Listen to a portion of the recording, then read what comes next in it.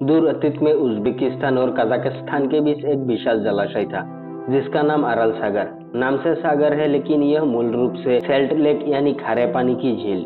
उस समय के सोवियत यूनियन की नेताओं ने रेगिस्तान के बीच कपास की खेती करने के वक्त अरल सागर को सुनियोजित तरीके से नष्ट कर दिया है। वर्तमान में अरल सागर का कोई अस्तित्व नहीं है, अब वहाँ अरल रेगिस्तान है। ब्राइट लाइफ की इस वीडियो में सूखे अरल सागर के बारे में चर्चा की जाएगी।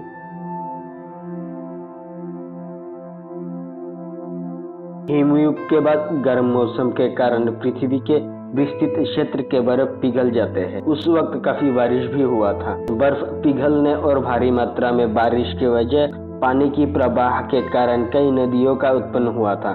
तब सेंट्रल एशिया के सिरदरिया नदी की पानी तटीय क्षेत्र के निचले क्षेत्र पर बहता हुआ अरल सागर का उत्पन्न हुआ था। इसके कुछ दिन बाद सेंट्रल एशिया के और एक अमुदरिया नामक नदी की पानी आकर वहां इकट्ठा होना शुरू हुआ।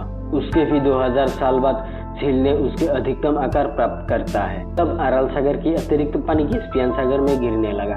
अरल सागर की गहराई भी बहुत कम था। इसके अलावा इस क्षेत्र में पानी में बाष्पीकरण की दर भी बहुत ज्यादा था। साल 1940 में अरल सागर का आयतन था 67,000 वर्ग किलोमीटर, जो उस समय की चौथा सबसे बड़ा झील था। उस वक्त वहाँ काफी मात्रा में मछली भी मिलता था, इसलिए अरल सागर की तटीय क्षेत्र पर मछली पकड़ने की व्यापक उद्योग विकसित हुआ था। सोवियत यूनियन की गठन के बाद से इस क्षेत्र में कपास की खेती शुरू हुआ। वैसे ही यह बहुत शुष्क क्षेत्र है। इसके अलावा कपास की खेती में बहुत ज्यादा पानी चाहिए। सोवियत यूनियन का मूल मंत्र था उत्पादन किसी भी तरह से बढ़ाया जाना चाहिए। इसीलिए इस क्षेत्र में कपास की खेती लगभग 1200 गुना बढ़ गया था। शुरू में कई सौ टन कपास का उत्पादन होता था, लेकिन एक समय यह सब खेती से लगभग 90 लाख टन कपास का उत्पादन किया गया था। इतने बड़े पैमाने पर कपास उत्पादन करने के लिए रेगिस्तान को ताजा रखने के लिए काफी मात्रा में पानी का जरूरत होता था। वर्ष 1954 में सोवियत यूनियन काराकोरम कनाल खोदता है। इस नहर की लंबाई थी 1375 किलोमीटर। अभी तक यही पृथ्वी के सबसे लंबा कनाल है। इस नहर के जरिए अमुदरिया और सिरदरिया नदी के पानी काराकोरम रेगिस्तान होकर कपास खेती तक पहुंचाया जाता था।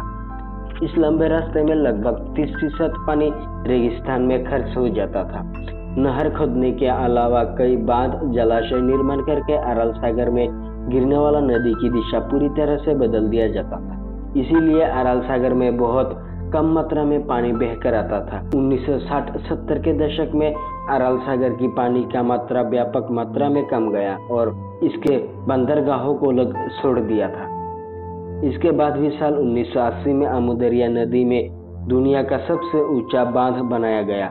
साल 1987 में अरल सागर के बीच का कुछ हिस्सा सूख गया और इस वजह से यह अरल सागर दो हिस्से में बंट गया।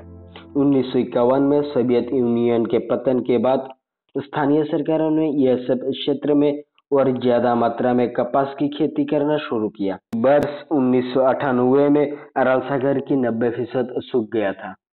बाद में जितना पानी मौजूद था वो भी अतीत में भारी मात्रा की रासायनिक उर्वरक और कीटनाशकों के इस्तेमाल के बाद अत्यंत जहरीला और अत्यधिक नमकीन होते गया। तब यहाँ की मछली और पौधों को लेकर पूरी जैव विविधता नष्ट हो जाती है। साल 2003 में अरल सागर दम घुटने की स्थिति में था। तब सागर को बचाने की वजह 12 किलोमीटर की लंबे कंक्रीट की वॉल उठा के अरल सागर को दो हिस्से में स्थायी रूप से अलग थलग कर दिया गया था। अगले कई सालों में अरल सागर की कई अस्तित्व ही नहीं बचा रहा। तब इसको अरल रेगिस्तान नाम से बुलाया गया था। अरल सागर आपदा को 21वीं सदी के सबसे भयानक प्राकृतिक आपदा का रूप में माना जाता है। सोवियत नेताओं ने अरल सागर को अनावश्यक संसाधन मानता था। अरल सागर पर निर्भर सहयोग को वह लोग जानबूझकर नजरअंदाज किया था। वर्ष 2005 में कजाक सरकार नदी की पानी फिर से अरल सागर में भेजने का इंतजाम किया था। नतीजतन नहर की कुछ हिस्से जिंदा हो गया। बाद में विश्व बैंक अरल सागर को बचाने के लिए 86 मिलियन US के परियोजना हाथ में लिया था। लेकिन विशेषज्ञों का कहना है कि अरल सागर में भले ही पहले की तरह पानी लौट के आ सकता है, लेकिन यह नहर कभी भी पहले के रूप में आ नहीं सकता। अतीत में अराल सागर कैस्पियन सागर से जुड़ा हुआ था। अराल सी की तरह नाम से सागर है, लेकिन वास्तव में कैस्पियन भी एक नहर है। दुनिया की सबसे बड़ा बंद जलाशय कैस्पियन सागर के बारे में चर्चा की जाएगी ब्राइट लाइफ की अगली वीडियो में। कैस्पियन सागर के बारे में जानने के लिए ब्राइट लाइफ चैनल को सब्सक्राइब करने के साथ साथ बेल आइकन को भी ऑन कर लीजिए।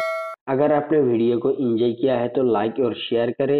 इसके बारे में कोई सवाल और सुझाव हो तो कमेंट बॉक्स में कमेंट करें।